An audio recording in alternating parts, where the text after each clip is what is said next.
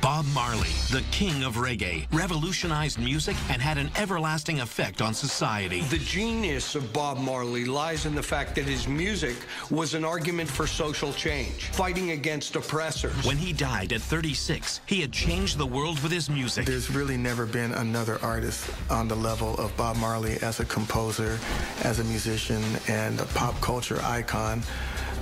To galvanize the entire planet. Marley created a multi-million-dollar legacy. Marley sold over 75 million albums in the last 20 years. He's become the voice of the dispossessed. But without a will, and having fathered 11 children with 7 different women, the battle for his name and fortune dragged out longer than he could ever have imagined. How much is being made off of his likeness or his name? The estate has been aggressive in trying to defend its intellectual property. Though Marley cared little for money, in the years since his death, his fortune has grown larger than life. Would a Rastaman like Marley really be comfortable with a billion-dollar business having grown out of his image and likeness? Is that really the message he wanted to send? The fame, the fortune, the legacy of Bob Marley.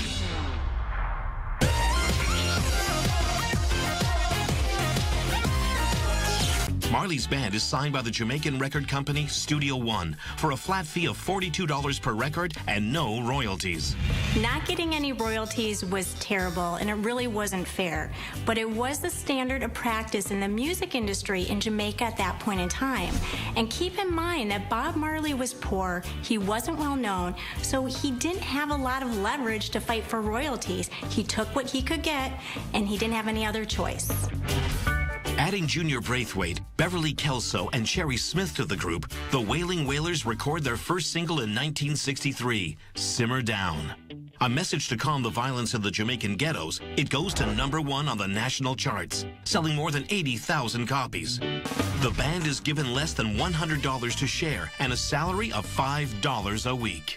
Bob Marley and his bandmates were becoming household names in Jamaica, yet they were still living in relative poverty because of the exploitation going on in the Jamaica music industry at the time. The amount of money they were being paid was pitiful, but it was typical for the time. Believing in Marley, Blackwell advances the songwriter money for an album and pays for the band to return to Jamaica, where he signs them. The contract offers an advance of almost $20,000 in royalties. 9 years after he made his first record deal in Jamaica, when he received no royalties, now not only was he offered royalties, but also a multi-$1,000 advance as well. This is a big difference compared to what he received before, which was only 15 pounds a record. With more money in his pocket than he ever imagined, Marley buys himself a luxury BMW. It was really interesting when Bob Marley bought a BMW Bavaria because it was the first example of the complexity that is Bob Marley. He followed the Rastafarian beliefs of rejecting Western culture and notions of materiality, yet here he is driving a BMW. He used to justify it by joking that BMW stood for Bob Marley and the Wailers. The money is finally pouring in for Marley, and it shows no signs of letting up. Nor do the numerous people with their hands out, though Marley's more than happy to help by donating money to buy food and clothing children in school uniforms. Marley was very influenced by the haves and the have-nots. And part of his music, the aim was to uplift the oppressed and the poor. And in fact, the Rastafarian faith looked down on materialism, oppression, and sensual pleasures as well. He also becomes his own walking billboard, printing the first T-shirt with his face on it. Again, we see the complexity that is Bob Marley. He's raising money by printing T-shirts with his own image, making more money in the process, yet still following the Rastafarian culture.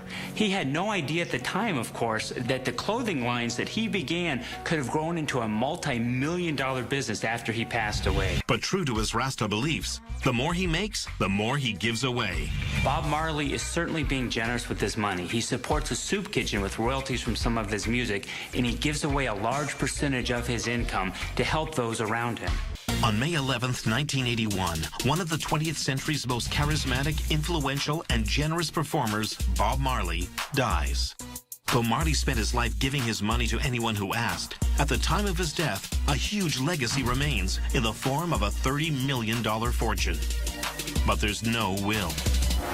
The Rastafarian faith prevented Marley from recognizing his own mortality. So, of course, that means he could not do a will. What it did mean is that when he passed away, the laws in Jamaica determined who received his money and how. And this means that his wife Rita only received 10% of his assets.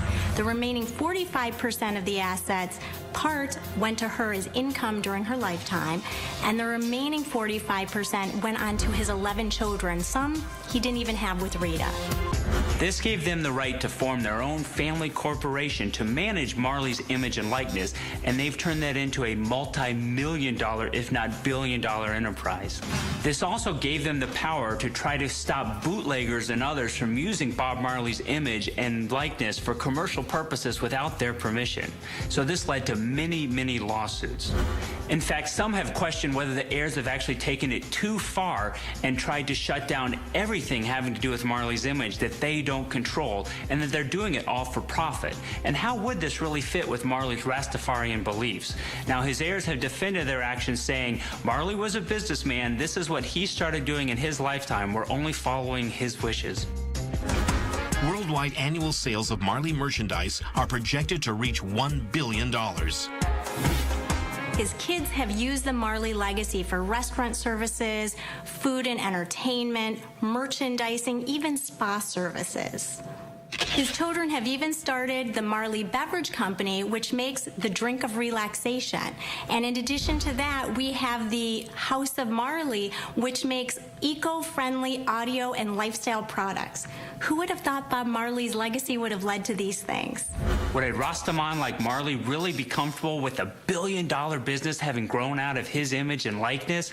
Is that really the message he wanted to send when he worked so hard through his music to promote spirituality, humanity, and equality rather than commercial success and money? But it's not all about making a buck.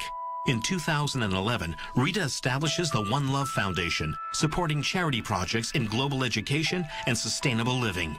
As well as receiving a chunk of the Marley brand profits, One Love completes over 27 fundraising and awareness projects, resulting in $1.3 million in donations. The following year, the Marley estate settles their royalties claim with Universal Music Group for an undisclosed sum. And Marley's Beverage Company earns close to $25 million.